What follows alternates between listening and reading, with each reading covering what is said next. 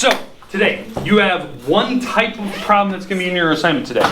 It's simplifying or evaluating expressions. So, that's what we're going to be looking at today. And I said simplifying or evaluating. We're going to talk about the differences here today. My goal is to go through about 2 or 3 examples to make sure that you are comfortable with what you have to do. And then I'm going to turn you loose on it. Tomorrow, we're going to be looking at some new notes, but you all have time to work on this assignment tomorrow. Probably Friday we'll get our next assignment that'll be due sometime next week because it's a part of still of section 1, and that assignment will be significantly easier than this one. This one is the one that takes a little bit of time. The next one's a lot shorter. So today's about expressions. Let's talk about it. This is the one that we need to be aware of.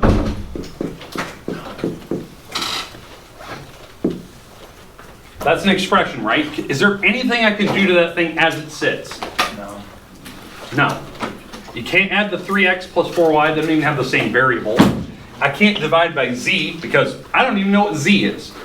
But if they told me what some of these things are, maybe x is a 2, y is a 4, and z is a 3.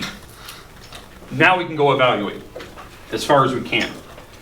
Plug in the numbers, go find out what the answer is. On these types of problems, like when you get to these are going to be your first 2 or 3 problems you're going to have on that assignment.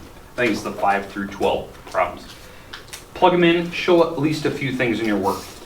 You do not have to get all the way down to a decimal. If you want to leave it as a fraction in the final answer, I'm totally fine with that. You don't have to go down and use a calculator at some point, but let me show you. So we're plugging in the 2. This is what I want to see on paper. So this should be like your paper, right? I want to see that you're actually writing 3 times 2 plus that 4 times 4 and dividing by the 3, right? You're actually plugging your numbers. Now you can start jumping to the chase where you're actually going through and getting to this point and getting to what, 22 divided by 3. You can leave it like that. Move on to the next one. You've shown what you know what you're doing. You know what your answer is. I know it's not in the correct form. It's totally fine. What is that? Like 7.3 repeating or 7 1/3 or something like that. So that's the concept. Questions with what you're going to have to do on those first 3 problems-ish. Okay, the next ones they're going to have after that. The next problems will not give you things to plug in. They're going to ask you to simplify as far as you can. So, for instance,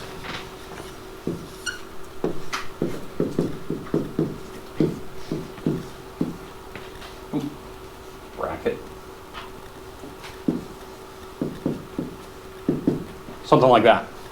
This is going to be the next type of problem. This will be the second type, where now instead of starting as an algebraic expression and then we switched it to numerical, where we plugged in numbers and we're going to evaluate it. Evaluate means to simplify as far as you can, all the way down to a number.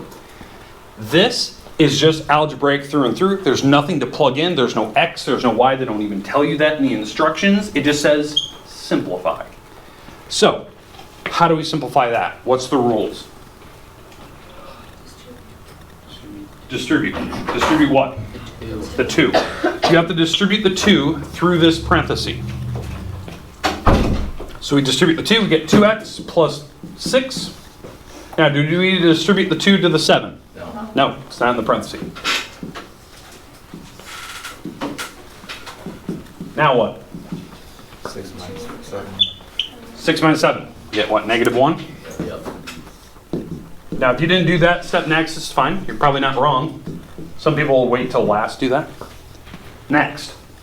Take the 5 times the 2x minus 1. Yep. You're just distributing the 5 to these 2. What is that? 5 times, let's see, I went out of order. 10 minus the 5.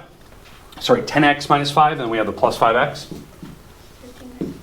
There you go, 15x minus 5. Leave it there, stop, don't solve. You're not going any further than that. This is 15x minus 5. You can't do anything further.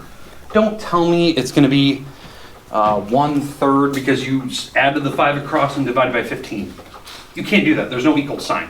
I threw an equal sign in the end just to show you what it simplifies to. There's no solving. There's no equal sign in any of that problem. Does that make sense how you simplify?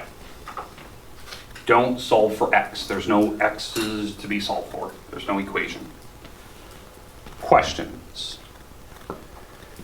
What order have we done these types of problems? PEMDAS. PEMDAS, right? Order of operations. On expressions, no equal signs, right? You have to follow this order.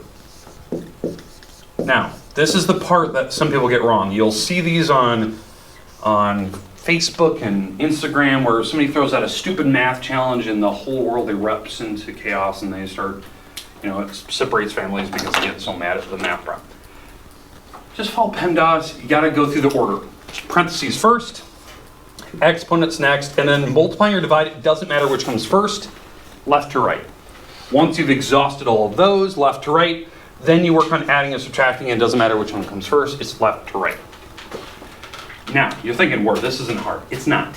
It's the first prerequisite section. I've split the section in like 2 parts. I've given you the easy part first. Now, here's the thing I am worried about though. It's this problem right here.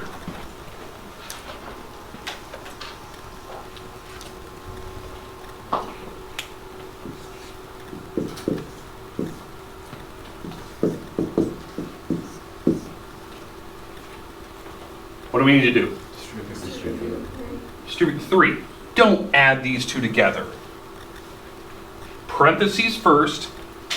There's nothing I can do in the parentheses. Is there any exponents? No, there's not. Can I multiply or divide? Yes. And you guys said it right. Distribute the 3. Then you'll add the 2 last.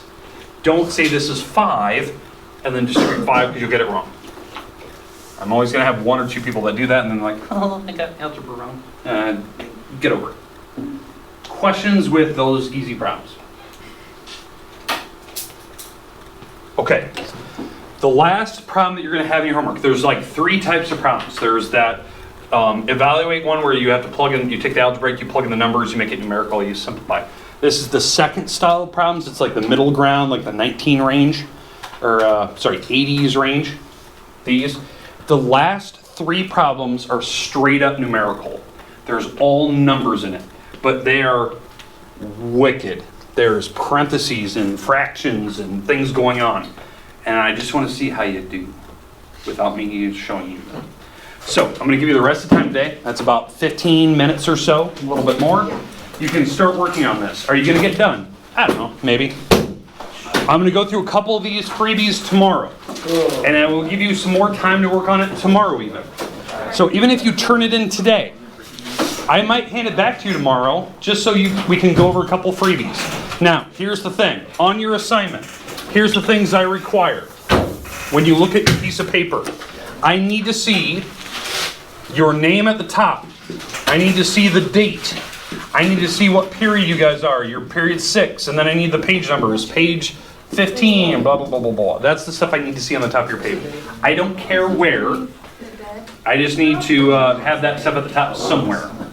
Right? Name, date, period, and your page numbers and all that. It can be anywhere at the top. Today's date. Now, I don't care about due dates. Just today's date. The date you're working on it. As long as you have it turned in by Friday, we're good. I'm betting on most of you will probably almost finish it today. It's fine. You can turn it in. I have baskets in the front up here. I have baskets in the back. I will hand it back to you no matter what tomorrow, even if you turn it in early, because I want to go through a couple freebies tomorrow. Maybe go over one of those last ones that I haven't talked about yet. And then it's due Friday. So. All right, but there you go. More time with my butt. Yes, me. I do that.